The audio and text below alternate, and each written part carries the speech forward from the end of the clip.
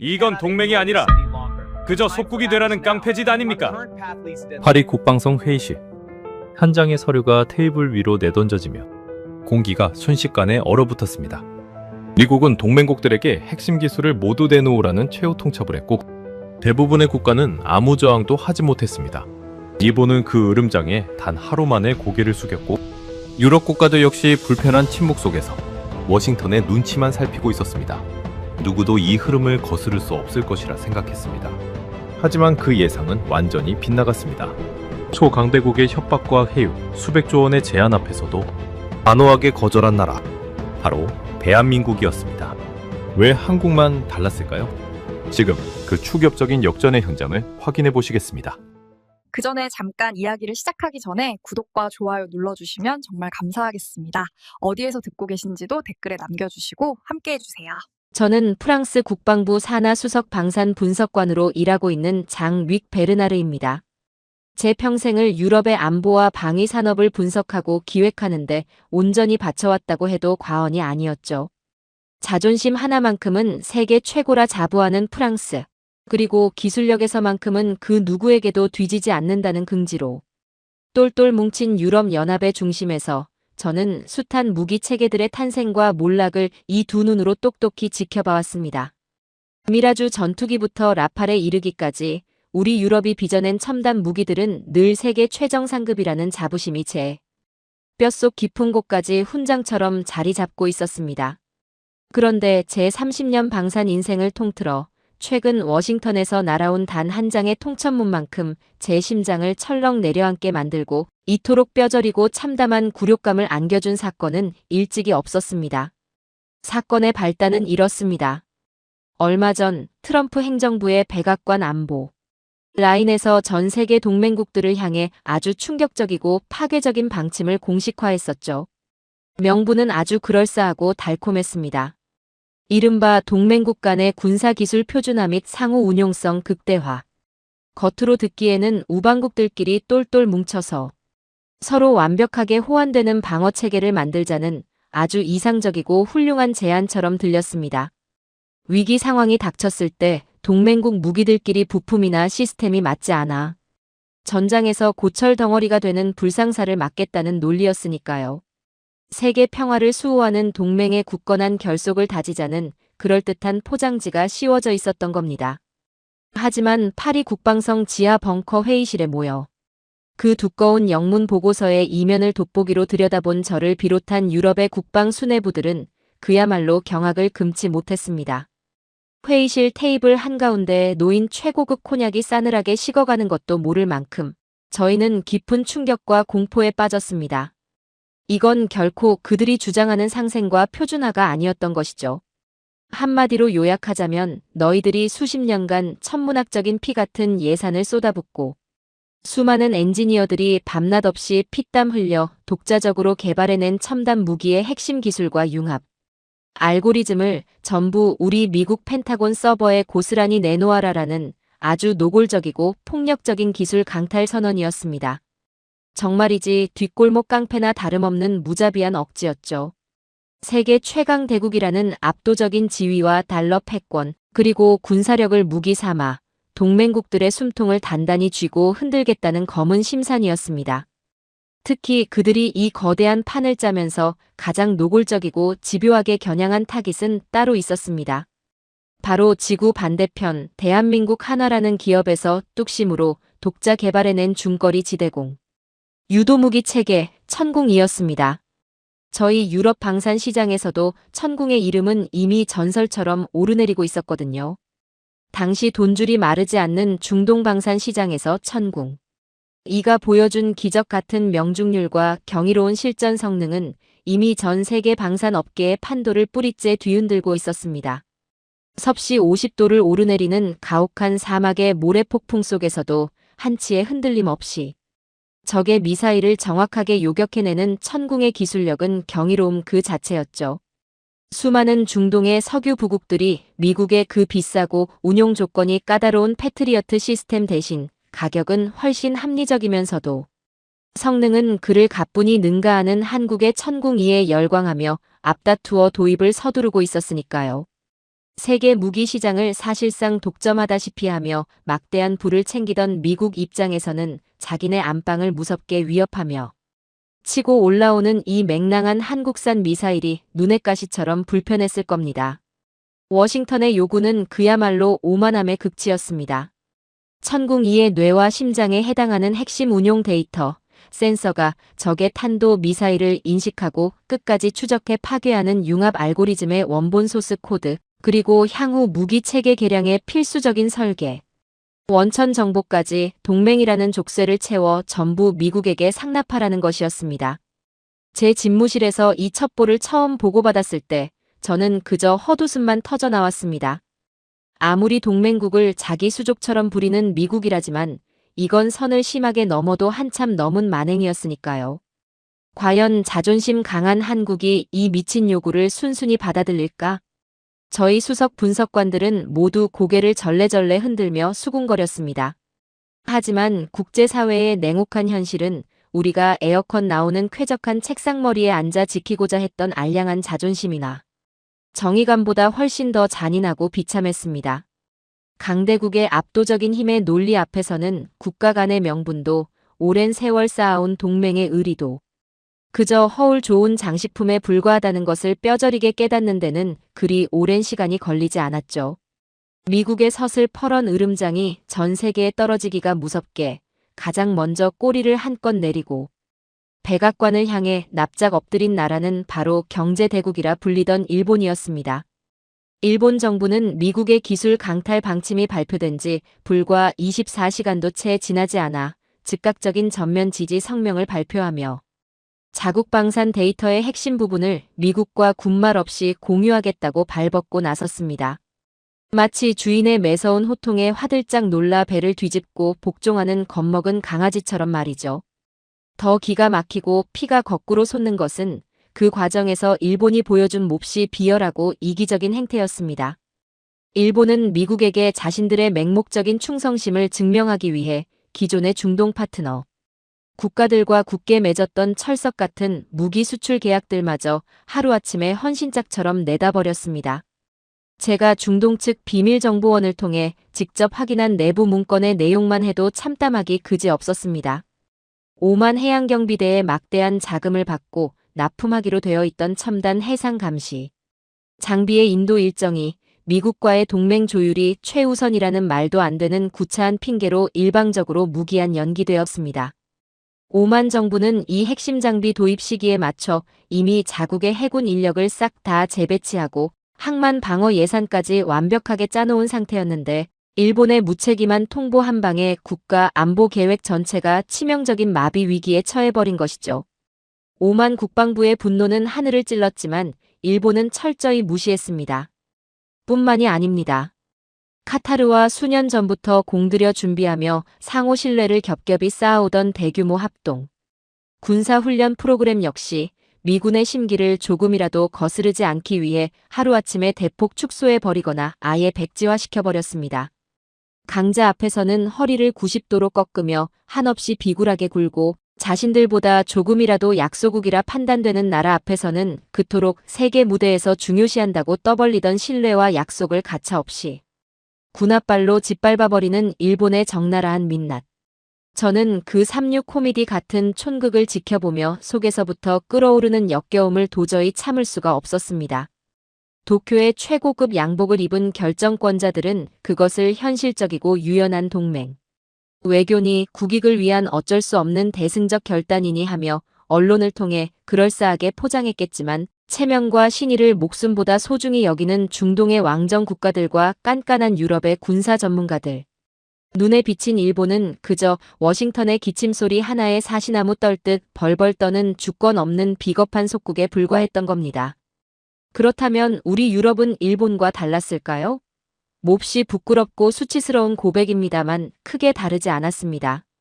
자체적인 핵무기를 보유하고 있고 자국 국방 산업에 대한 프라이드가 에펠탑보다 높았던 저희 프랑스조차도 막상 미국의 거대한 경제 보복과 나토 안보, 우산 철수라는 무시무시한 펜타곤의 협박 앞에서는 벙어리 냉가슴 앓듯 입술만 피가 나도록 꽉 깨물 뿐이었습니다. 호기롭게 미국에 맞서 기술 주권을 지키자던 국회와 언론의 뜨거운 목소리들은 불과 며칠 만에 쥐 죽은 듯 쑥 기어들어갔죠.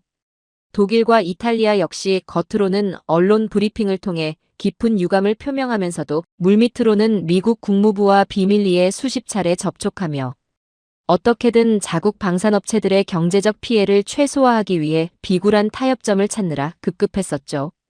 유럽연합 전체가 보이지 않는 거대한 침묵의 공포에 사로잡혀 숨조차 제대로 쉬지 못하고 있었습니다.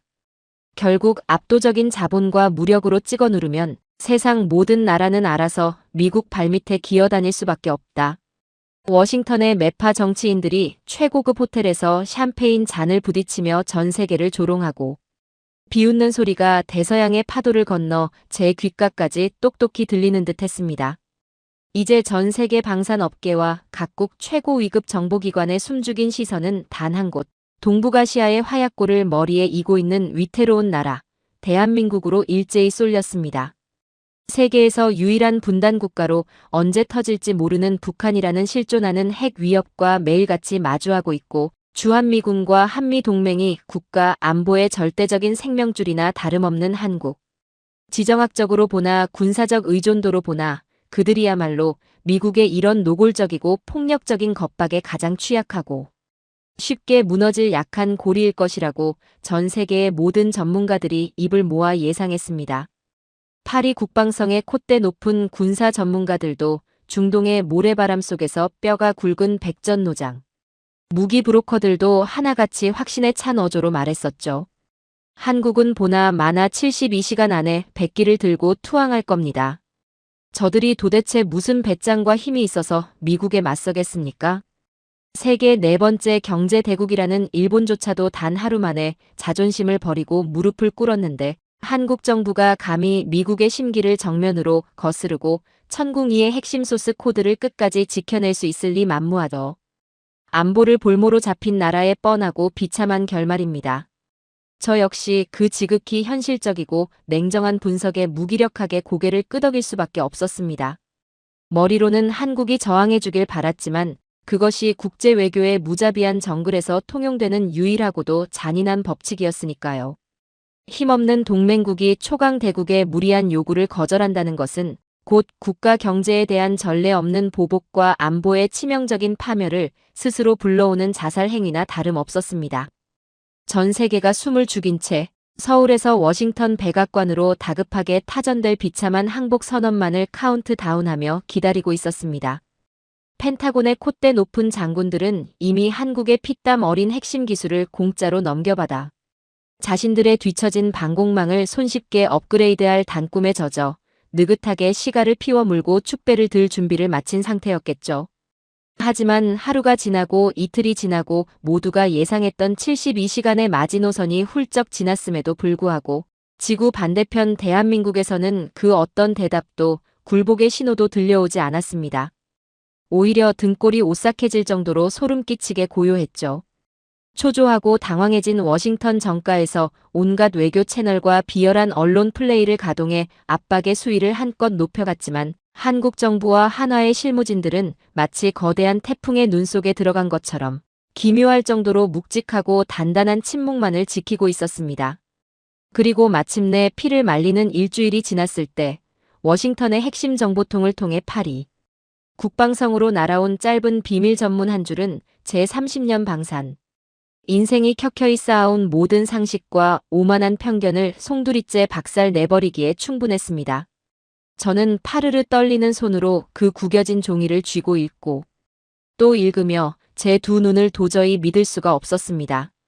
잉크가 채 마르지도 않은 그 전문 위에는 도저히 현실이라고는 믿기지 않는 문장이 선명하게 적혀 있었습니다.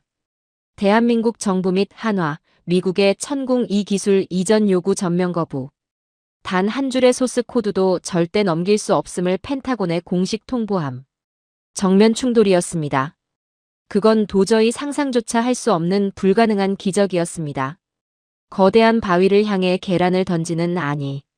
스스로 불구덩이 속으로 뛰어드는 격이라는 걸 누구보다 뼈저리게 잘 알고 있을 텐데도 한국은 초강대국.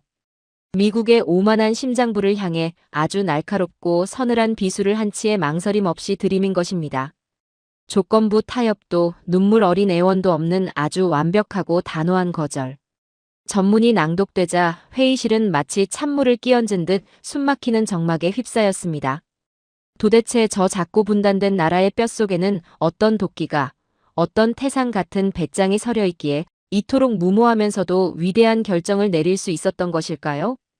그 결단의 배경을 파헤치기 위해 저희 프랑스 국방부 정보국은 가용할 수 있는 모든 휴민트, 즉 인적 정보망화 통신 감청 자산을 총동원하여 워싱턴과 서울 사이에서 오가는 기류를 미친 듯이 추적하기 시작했습니다.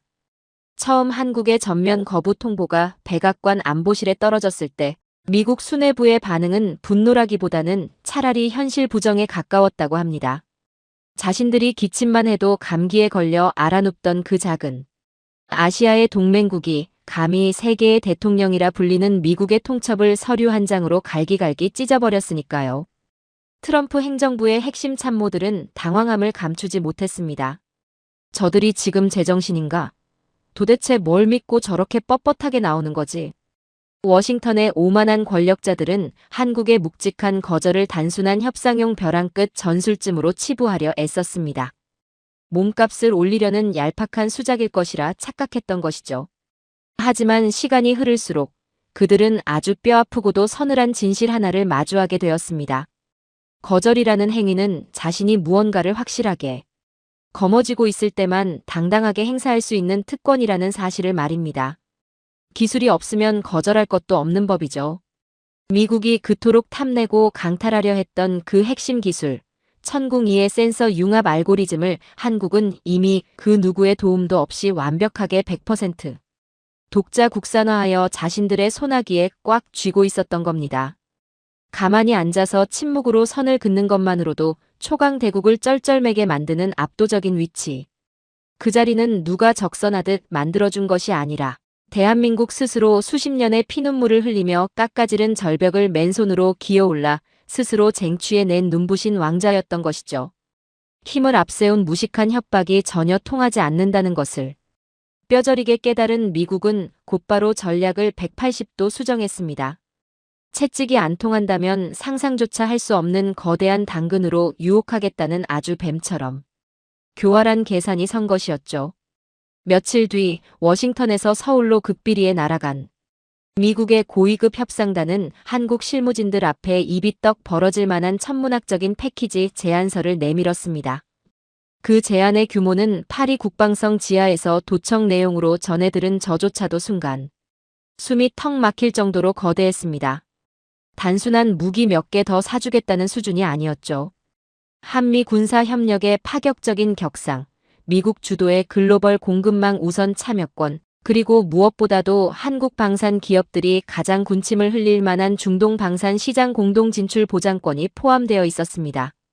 이 거대한 패키지는 사실상 수십조, 아니 수백조 원에 달하는 황금빛 문을 한국 앞에 활짝 열어주겠다는 악마의 달콤한 속삭임이나 다름없었습니다.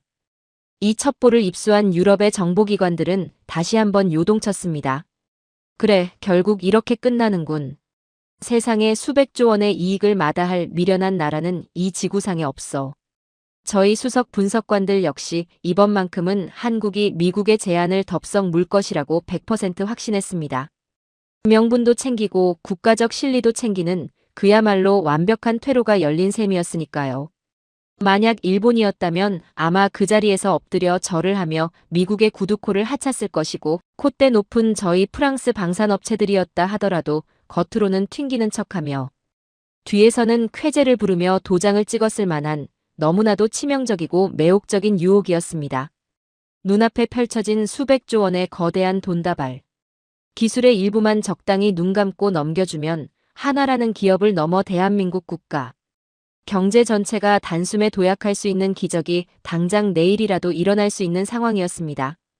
하지만 대한민국 서울에서 들려온 다음 소식은 저희 유럽인들의 얄팍한 계산과 세속적인 잣대를 또다시 아주 무참하게 박살내버렸습니다. 서울에 굳게 닫힌 비밀 회의실, 미국의 고위급 협상단이 그 화려하고 거대한 수백조 원짜리 청사진을 홀로그램 띄우듯 자랑스럽게 브리핑하고 있을 때 한국 측 실무진들의 반응은 소름이 돋을 정도로 차가웠다고 합니다. 한화의 책임자와 국방부 실무진들은 미국이 내민 그 눈부신 미래의 패키지 보고서에는 눈길조차 제대로 주지 않았습니다. 대신 그들이 테이블 위로 묵직하게 꺼내든 것은 아주 낡고 두꺼운 과거의 서류철 더미들이었습니다. 그것은 바로 과거 천공 체계를 개발하고 중동 국가들과 처음 수출 협상을 맺었을 당시 작성되었던 실무자들의 땀방울과 손때가 새까맣게 묻은 초창기 계약서 원본들이었죠. 미국 협상단이 어리둥절한 표정으로 쳐다보는 가운데 한국의 실무 책임자는 그 두꺼운 서류를 한 장 한 장 조심스럽게 넘기며 아주 또박또박 그리고 태산처럼 단호한 어조로 말했습니다. 미국 측의 파격적인 제안은 참으로 감사히 잘 들었습니다. 하지만 우리는 이 수백조 원의 새로운 이익을 얻자고 과거 우리의 오랜 파트너들과 피로 맺었던 이 계약서에 단 한 줄도 훼손할 생각이 추호도 없습니다. 이게 도대체 무슨 의미인지 짐작이 가십니까? 보통의 나라라면, 아니 보통의 기업이라면 눈앞에 떨어진 수백조 원짜리 거대한 이익 앞에서 기존의 소소한 조건들은 유연하게 뭉개버리거나 요리조리 조작하는 것이 이 피도 눈물도 없는 방산 바닥의 뻔한 상식입니다. 더 큰 권력과 자본 앞에서는 약속도, 신의도 상황에 따라 얼마든지 헌신짝처럼 버릴 수 있는 가벼운 깃털 같은 것이니까요. 그런데 대한민국은 달랐습니다. 철저하게 달랐습니다. 그들은 중동 파트너들에게 처음 약속했던 독자적인 기술 보완과 완벽한 사후 지원이라는 무거운 원칙을 지키기 위해 초강대국 미국이 내민 그 엄청난 돈다발을 휴지 조각처럼 밀어낸 것입니다. 작은 신뢰를 함부로 버리는 자는 결코 큰 미래를 쥘 자격이 없다. 이것이 한국의 방산 수뇌부와 실무진들이 펜타곤의 오만한 협상단 얼굴에 정면으로 던진 뼈아픈 일갈이었습니다. 과거 미국 측이 공동개발이라는 명목으로 설계 정보를 열람하게 해달라고 은밀하게 요구했을 때도 한국 측은 대쪽같이 선을 그었었죠. 운용 지원은 확실하게 해준다. 유지보수도 목숨 걸고 돕는다. 그러나 우리가 피땀 흘려 독자적으로 쌓아올린 주권 자산, 이 핵심 기술만큼은 하늘이 두 쪽 나도 절대 넘기지 않는다. 그들은 그때 세웠던 그 철벽 같은 원칙을 세상이 요동쳐도 끝까지 지켜내고 있었던 겁니다. 저는 이 놀라운 통신 감청 보고서를 파리 국방성의 어두운 제 집무실에서 밤을 새워가며 읽고 또 읽었습니다. 그리고 한동안 멍하니 창밖의 에펠탑을 바라볼 수밖에 없었습니다. 머릿속이 하얗게 비워지는 듯한 거대한 충격이었습니다.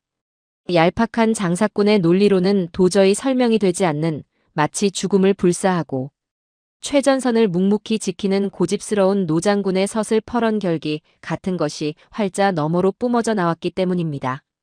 수백조 원의 화려한 계약보다 땀내 나는 기술의 주권을 선택하고 초강대국의 무력 시위보다 척박한 사막의 파트너들과 맺은 낡은 종이 쪼가리 약속을 더 무겁게 여기는 나라. 세상에 이런 바보 같고 미련할 정도로 우직한 나라가 존재한다는 사실 자체가 제게는 경이로움 그 자체였습니다. 하지만 제가 진짜로 전율했던 포인트, 제 무릎을 탁 치며 탄성을 내지르게 만들었던 진정한 충격은 따로 있었습니다.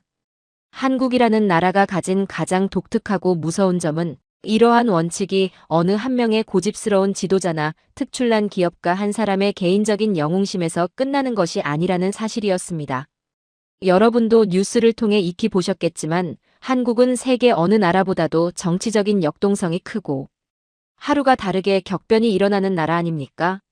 대통령이 탄핵을 당하는 헌정 사상 초유의 사태도 겪었고 정권이 진보와 보수를 극단적으로 오가며 극적으로 뒤바뀌는 일도 빈번했죠. 당장 기세등등한 미국만 보더라도 어떻습니까?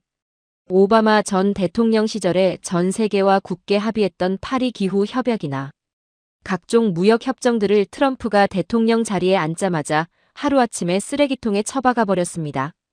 그리고 바이든이 들어서자 다시 복원하는 척하더니 지금 또다시 트럼프가 으름장을 놓으며 싹 다 백지화시켜버리겠다고 협박하지 않습니까? 세계 제1의 선진국이라는 미국의 약속조차도 사실은 백악관 주인의 그날그날 기분에 따라 혹은 얄팍한 정치적 이해관계에 따라 손바닥 뒤집듯 바뀌는 것이 국제 외교의 참담하고 씁쓸한 현실입니다. 그런데 대한민국은 완전히 달랐습니다. 대통령이 바뀌고 집권 여당의 색깔이 완전히 뒤집히고 정치적으로 상극인 사람들이 권력을 잡아도 이전 정부가 해외 방산, 파트너들과 맺었던 계약의 세부 의무 조항, 기술 이전의 민감한 범위, 끈질긴 사후 지원 조건 등은 단 한 글자의 수정도 없이, 단 한 치의 오차도 없이 무섭도록 완벽하게 그대로 이행되고 있었습니다. 정권 교체기마다 전임자의 흔적을 지우기 바쁜 살벌한 정치의 생리 속에서도 대한민국의 국격과 신용이 걸린 외부와의 약속만큼은 그 어떤 외풍에도 흔들리지 않는 신성불가침의 영역으로 결연하게 지켜지고 있었던 겁니다. 저는 이 믿기 힘든 사실을 교차 검증하기 위해 과거 한국이 수주했던 아랍에미리트, UAE의 바라카 원자력 발전소 건설 기록까지 샅샅이 뒤져보았습니다. 그곳에서도 똑같은, 아니 훨씬 더 경이로운 기록이 고스란히 남아있더군요. 2009년 한국이 프랑스의 콧대 높은 기업 아레바와 미국의 거대 자본들을 모조리 제치고 사막 한가운데 원전을 짓겠다고 호기롭게 나섰을 때 솔직히 저희 유럽인들은 그들을 비웃었습니다. 저 까만 머리에 덩치 작은 아시아인들이 짓다가 버티지 못하고 도망갈 것이다라고요.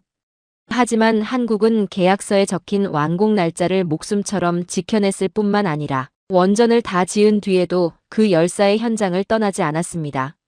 정권이 2번이나 바뀌는 그 긴 세월 동안 한국의 엔지니어들은 50도가 넘는 사막의 모래바람을 정면으로 맞으며 현지 인력들을 제 식구처럼 거두어 양성했고 복잡한 안전 매뉴얼을 아랍어로 번역해 밤새워 교육했으며 돌발 상황에 대비해 본사 기술진을 자발적으로 상주시켰습니다. 이 사람들은 집을 지어주고 나서도 이사를 안 가고 평생 가족처럼 책임을 지더라라는 중동 고위 관리들의 눈물 어린 칭찬이 결코 허풍이 아니었던 겁니다. 그제야 저는 한국의 실무진들이 왜 미국이 내민 그 거대한 수백조 원짜리 패키지 앞에서도 눈 하나 깜짝하지 않고 과거의 낡은 계약서부터 당당하게 꺼내 들었는지 뼛속 깊이 완벽하게 이해할 수 있었습니다. 그들에게는 눈앞에서 아른거리는 얄팍하고 새로운 돈다발보다 자신들을 처음부터 믿어준 파트너들과의 기존 약속이 태산보다 더 무겁고 숭고했던 것입니다. 정권이 바뀌고 시대가 변하고 초강대국이 막강한 군사력으로 협박을 가하며 세계 질서가 미친 듯이 요동쳐도 그들은 묵묵히 그 자리에 서서 자신들의 선을 지켜냈습니다. 방어 무기를 사는 약소국 입장에서 이보다 더 무섭고 든든한 감동적인 자산이 또 있을까요? 아무리 최첨단 스펙을 자랑하는 좋은 무기라도 파는 쪽이 자기들 이익에 따라 언제든 약속을 뒤집어버리면 그건 전장에서 그냥 무용지물인 고철 덩어리에 불과합니다. 하지만 대한민국이 땀 묻은 손으로 서명한 문서는 세상이 두 쪽. 나도 지켜진다는 아주 거룩하고 영귀한 증명서와도 같았던 것이죠. 저는 가늘게 떨리는 손으로 만년필을 고쳐쥐고 제 평생의 분석이 담긴 보고서 결론 부분에 아주 굵고 진한 밑줄을 그으며 이렇게 적어 내려갔습니다. 대한민국의 진짜 압도적인 힘은 미사일의 명중률이나 레이더의 성능 따위에서 나오는 것이 아니다. 내가 30년간 이 피도 눈물도 없는 더러운 방산업계에서 수많은 무기와 국가들을 겪어봤지만 감히 단언컨대 한국이 가진 가장 무섭고 강력한 무기는 바로 그들이 묵묵히 몸으로 쌓아온 신뢰의 기록이다. 단 한 번도 그 어떤 지독한 시련 앞에서도 자신을 믿어준 파트너의 등에 칼을 꽂지 않았다는 그 무식할 정도로 우직한 사실. 그것이 지금 미국이라는 거대한 골리앗을 당황하게 만들고 있는 작지만 위대한 다윗의 진짜 돌팔매질이다. 미국의 치졸한 압박이 한층 더 거칠고 교활해질수록 저는 오히려 대한민국이라는 나라의 깊은 내면이 미치도록 궁금해지기 시작했습니다. 도대체 이 끈질기고 독한 신뢰의 DNA는 어디서부터 기원한 것일까요? 1950년 모든 것이 잿더미가 되었던 한국전쟁의 비참한 폐허 속에서 이름조차 생소했던 지구 반대편.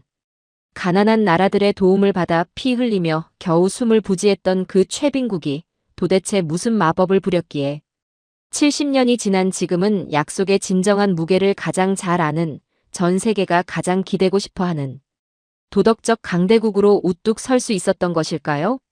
저는 그 해답을 찾기 위해 대한민국의 근현대사라는 아주 뜨겁고 눈물겨운 역사의 한 페이지를 조심스럽게 들춰보기 시작했습니다.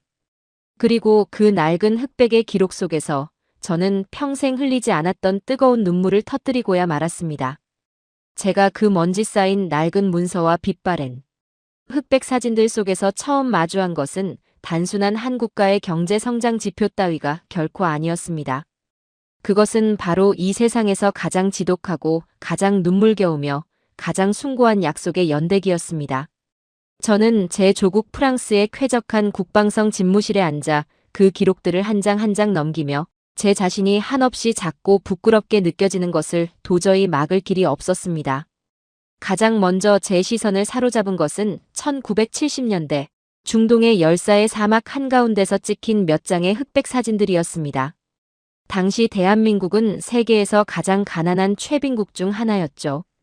가진 자원이라고는 아무것도 없는 척박한 땅에서 한국의 아버지들은 가족들을 먹여 살리고 나라의 경제를 일으켜 세우기 위해 그 머나먼 타국의 사막으로 기꺼이 몸을 던졌습니다. 섭씨 50도를 넘나드는 살인적인 폭염, 숨조차 제대로 쉬기 힘든 모래폭풍 속에서 그분들이 흘린 것은 단순한 땀방울이 아니었습니다. 그것은 가족의 생계와 조국의 명운을 짊어진 말 그대로 피 끓는 절박함 그 자체였죠. 제가 당시 중동 지역의 건설 발주처에서 작성했던 기밀평가 보고서를 읽다가 발견한 놀라운 사실이 하나 있습니다.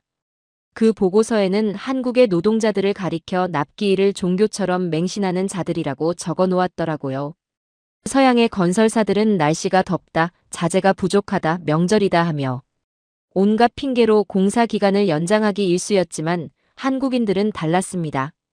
횃불을 밝히고 밤을 새워서라도 심지어 풍토병에 걸려 쓰러지는 동료를 업고서라도 그들은 기필코 계약서에 명시된 완공 날짜를 미친 듯이 지켜냈습니다. 왜 그랬을까요? 그분들에게 납기일이라는 것은 단순한 비즈니스상의 날짜가 아니었던 겁니다. 이번 약속을 지키지 못해 신용을 잃으면 다음 일거리는 없고 다음 일거리가 없으면 고향에 두고 온 처자식이 굶어 죽으며 나아가 갓 태어난 조국의 연약한 경제가 무너진다는 처절한 생존 본능이었던 것이죠. 달러를 벌어오겠다는 일념 하나로 이역만리 사막에서 맨몸으로 파이프를 깔고 도로를 닦았던 그 한국의 아버지들. 그분들이 그 뜨거운 모래밭 위에 쏟아부은 것은 시멘트가 아니라 대한민국이라는 이름의 신용 그 자체였습니다. 그 땀방울의 역사는 수십 년의 세월을 뛰어넘어 2000년대 초반 이라크와 리비아의 포탄이 빗발치는 참혹한 전쟁터에서도 아주 찬란하게 빛을 발하고 있었습니다. 저는 프랑스 정보국의 이라크 전후 복구 관련 기밀 문서를 읽다가 온몸에 소름이 돋아 한참을 멍하니 허공만 바라봤었죠. 2004년경 이라크 바그다드 남부 지역의 치안이 완전히 붕괴되고 외국 기업인들을 향한 무차별적인 테러와 납치가 난무하던 그 끔찍한 시기. 저희 프랑스 기업들은 물론이고 계산이 빠른 일본 기업들조차 본사의 긴급 철수 명령을 받고 가장 먼저 현장의 장비들을 내팽개친 채 본국으로 야반도주하듯 도망쳐버렸습니다. 목숨보다 귀한 것은 없다는 지극히 합리적인 서양의 사고방식이었죠. 그런데 유독 단 한 나라, 한국의 건설 현장만큼은 텅 비지 않았습니다. 총알이 날아다니고 폭탄이 터지는 그 지옥 같은 현장에 한국의 엔지니어와 실무진들은 방탄조끼를 껴입고 끝까지 남아 묵묵히 아스팔트를 깔고 무너진 전력망을 복구하고 있었습니다. 계약서에 명시된 공사를 끝마치고 마지막 장비 인계를 완벽하게 현지인들에게 넘겨주기 전까지는 절대 이 땅을 떠날 수 없다는 그 지독한 책임감. 더욱 경이로운 것은 그 다음 벌어진 일이었습니다. 돈으로 고용한 용병들도 다 도망가버린 그 위험천만한 상황에서 한국인들의 숙소와 공사 현장을 지켜준 것은 다름 아닌 이라크 현지의 무장부족 민병대원들이었습니다. 그들은 자발적으로 총을 들고 밤낮으로 한국인들의 캠프 주변을 순찰하며 목숨을 걸고 그들을 보호해 주었죠. 이유가 무엇이었는지 아십니까? 한국 건설팀이 과거 공사를 진행하면서 계약서에는 단 한 줄도 적혀있지 않았음에도 불구하고 스스로 포크레인을 끌고 가 마을에 무너진 초등학교를 고쳐주고 오염된 우물을 파서 맑은 물을 마시게 해주었기 때문입니다. 그저 자신들이 머무는 동안 이웃으로서 당연히 해야 할 도리라며 베풀었던 그 따뜻한 인간적 헌신을 현지인들은 결코 잊지 않았던 겁니다. 저 파란 눈의 외국인들은 돈만 벌고 도망갔지만 한국인들은 우리 아이들의 학교를 지어준 진짜 형제들이다. 형제가 위험에 처했는데 우리가 어찌 모른 척하겠는가. 이라크 부족장의 이 증언 기록을 읽으며 저는 서양의 알량한 합리주의가 얼마나 초라하고 얄팍한 것인지를 뼈저리게 반성해야만 했습니다. 신뢰라는 것은, 약속이라는 것은 결코 계약서의 잉크나 차가운 달러 뭉치로 살 수 있는 것이 아니었습니다. 그것은 오직 진심과 피땀, 그리고 목숨을 건 의리로만 맺어질 수 있는 가장 위대한 영혼의 결속이었던 것이죠. 하지만 제가 대한민국의 역사 속에서 발견한 진정한 기적, 전 세계 그 어떤 국가의 역사책에서도 결코 찾아볼 수 없는 가장 압도적이고 눈물겨운 반전의 드라마는 따로 있었습니다. 바로 1997년 한국 경제가 완전히 붕괴될 뻔했던 그 끔찍했던 IMF 외환위기 당시의 기록들이었습니다. 국가의 금고가 텅텅 비고 수많은 기업들이 도미노처럼 쓰러지며 평범한 가장들이 하루아침에 거리로 나앉던 그 캄캄한 절망의 시기. 만약 우리 유럽이나 남미의 국가들이었다면 당장 분노한 군중들이 거리에 불을 지르고 폭동을 일으키며 정부를 향해 돌을 던졌을 겁니다. 그것이 역사적으로 증명된 위기 상황에서의 당연한 민심이니까요. 그런데 대한민국이라는 이 불가사의한 나라는 전 세계의 정치학자들과 경제학자들의 상식을 아주 보기 좋게 산산조각 내버렸습니다. 나라가 빚더미에 앉아 망하게 생겼다는데 한국의 국민들은 폭동을 일으키기는커녕 각자의 집 장롱 깊숙한 곳에서 가장 소중한 것들을 꺼내들고 은행 앞으로, 방송국 앞으로 끝이 보이지 않는 긴 줄을 서기 시작했습니다. 할머니가 시집 올 때 평생의 한처럼 간직해온 낡은 금비녀, 젊은 부부가 영원한 사랑을 맹세하며 나누어 끼었던 결혼반지, 눈에 넣어도 아프지 않을 손주의 첫돌을 축하하며 받았던 앙증맞은 돌반지, 심지어 나라를 지키는 군인들과 앳된 스포츠 스타들까지 자신이 피땀 흘려 목에 걸었던 금메달을 아무런 대가 없이 그저 나라의 빚을 갚는데 보태달라며 바구니에 쏟아부었습니다. 세상에, 도대체 세상 어느 나라 국민이 국가의 부도를 막겠다고 자기 손가락에 금반지를 빼서 바친단 말입니까? 제가 당시 파리 외교가에서 돌았던 프랑스 특파원의 눈물 젖은 기사를 번역해 읽었을 때 저는 결국 참았던 눈물을 터뜨리고야 말았습니다. 이 나라 국민들은 미쳤다. 아니, 너무나도 위대해서 두려울 지경이다. 정부가 강제한 것도 아닌데 스스로의 재산을 털어 국가의 약속을 대신 지켜내려 하고 있다. 한국은 결코 망하지 않는다. 이런 국민을 가진 나라를 무너뜨릴 수 있는 경제 위기는 이 지구상에 존재하지 않는다. 이 한 문장에 모든 진실이 담겨 있었습니다. 미국이라는 나라는 약속을 자신들의 이익을 위한 정치적 도구로 가볍게 사용합니다. 필요하면 맺고 조금이라도 불편해지면 언제든 뒤집어 엎어버리죠. 일본이라는 나라는 약속을 강자에 대한 비굴한 충성의 증거로만 사용합니다. 워싱턴의 기류가 바뀌면 도쿄의 약속도 하루아침에 바뀌는 법이니까요. 하지만 대한민국은 달랐습니다. 그들에게 약속이라는 것은 국가의 존망이 걸린 생존 본능 그 자체였습니다. 국제사회와의 약속을 단 한 번이라도 어기면 다시는 일어설 기회가 없다는 것을, 나라의 신용이 무너지면 국민들의 삶이 얼마나 비참하게 짓밟히는지를 그 IMF라는 혹독한 시련을 통해 전 국민이 뼈에 사무치도록 몸으로 배웠기 때문입니다. 그래서 그들은 금반지를 빼서라도 기필코 약속을 지켜냈던 겁니다. 그 눈물겨운 헌신과 희생의 DNA가 사막의 모래바람을 견디며 쌓아 올린 그 지독한 책임감이 70년의 세월을 관통하여 지금 한화라는 기업과 대한민국의 뼛속에 그대로 흐르고 있었던 것이죠. 이 위대한 역사의 맥락을 깨닫고 나니 지금 워싱턴에서 벌어지고 있는 촌극이 얼마나 우습고 오만한 짓인지가 명확하게 보이기 시작했습니다. 트럼프 행정부는 한국의 기술 주권을 강탈하기 위해 지금 이 순간에도 전방위적인 압박에 올가미를 조여오고 있었습니다.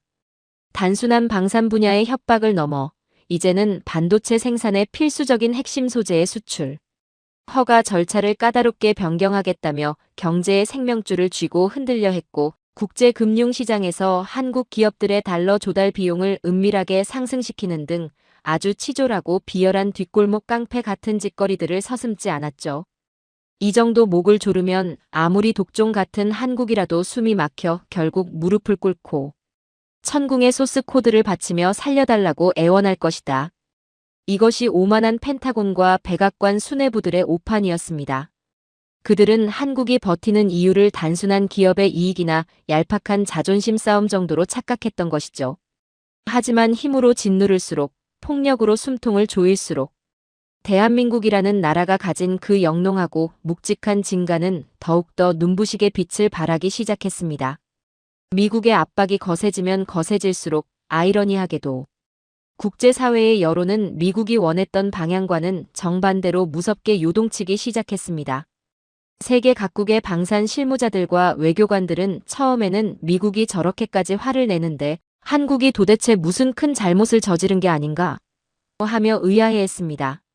하지만 그들이 사태의 본질을 파악하기 위해 과거의 기록들을 뒤적거리면 뒤적거릴수록 그들이 마주하게 된 것은 한국의 잘못이 아니라 미국의 횡포와 한국의 눈물겨운 신뢰의 역사였습니다.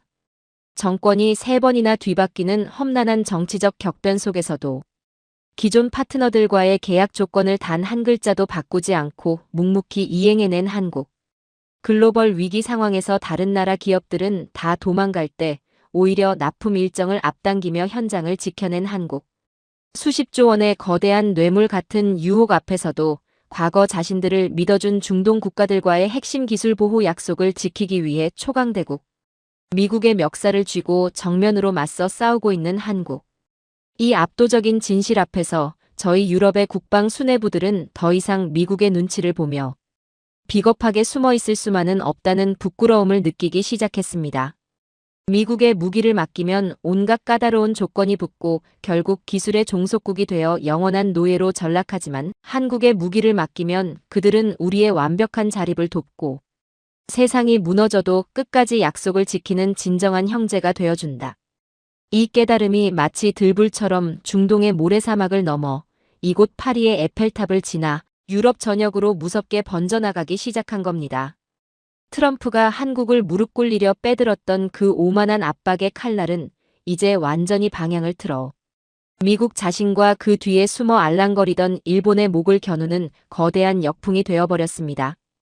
전 세계가 숨을 죽이고 지켜보는 가운데 드디어 오랫동안 웅크리고 있던 반격의 서막이 그 누구도 예상치 못했던 기적 같은 대반전의 축제가 화려하게 막을 올릴 준비를 마친 것입니다.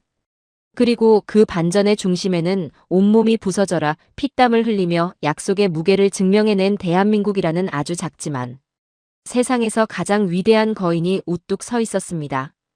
그 위대한 거인이 묵직하게 내디딘 첫걸음은 전 세계 외교와 방산, 시장의 판도를 단숨에 뒤집어 엎는 거대한 지진이 되어 워싱턴의 심장부를 사정없이 강타했습니다.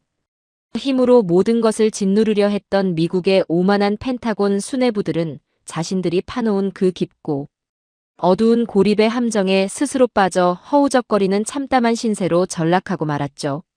반면 어떠한 협박과 수백조 원의 유혹 앞에서도 파트너와의 신의를 목숨처럼 지켜낸 대한민국을 향해서는 전 세계가 앞다투어 기적 같은 환호성을 터뜨리며 그들의 굳건한 손을 잡기 위해 구름대처럼 몰려들기 시작했습니다.